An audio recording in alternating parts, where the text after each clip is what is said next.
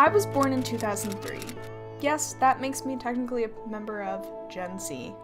For better or for worse, we cannot avoid the fact that this generation, me included, has known nothing but screens. We grew up with it. We live in it. It continues to consume our lives. Sure, there are many positives to this digital era, yet it seems that nowadays it is taking away so much. Look around. Do you see children running around, never leaving the streets until the sun sets? Do you see kids going to each other's houses every day to hang out? Well, the answer is no. No, you don't. When I wanted to talk to someone, all I have to do now is shoot a text or send a direct message via one of the many social media platforms like Instagram, Twitter, or Snapchat. Particularly with these new applications, or as we now call them apps, we are getting information instantly that we would otherwise have to actually leave our houses and talk to people to obtain. I know, talking. Such a foreign concept. Anyways, I wanted to challenge myself to talk to people. I wanted to stop consuming and start creating. Here's my month without social media. Where's yours?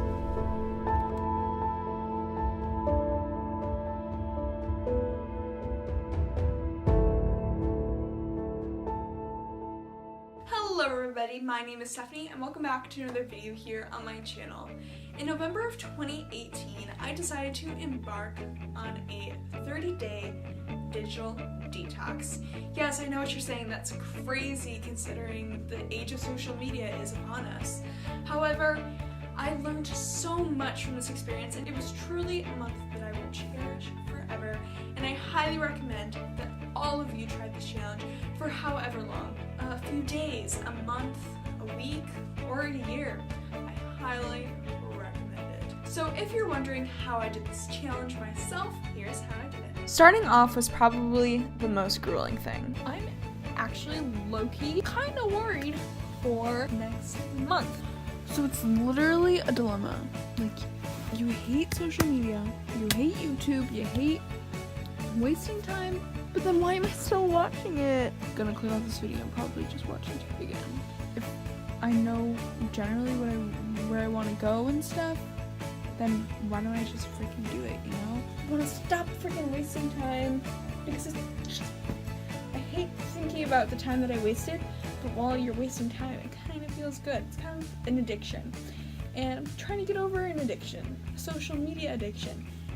It's a lot harder than I thought it would be, and I guess I can relate to addictions now closer.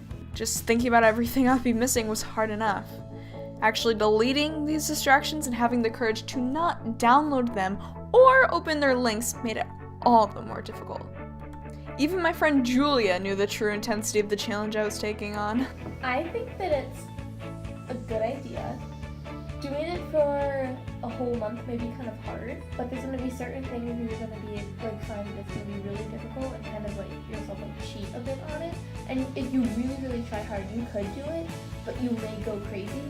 So I swear, I was hearing things because I just kept hearing buzzes, but no one was texting me. I mean, for a teenager in the modern age, this was something different. But taking those first steps is always the hardest. I knew that. Luckily, I found the motivation in myself to take that first step. So, I got deleting. With that clean interface on my phone, I felt inspired to continue going deeper. So I moved on to my iPad, which I actually wasn't planning on clearing out initially. Next, it was time for further restrictions. Sure, deleting Instagram and YouTube off my phone should reduce my screen time by a bit, but I could easily get around that barrier by going on the websites for both. Yep, I blocked those real fast. I used this Chrome extension called Block Site. It really helped me stay on task and remember my goals with this challenge.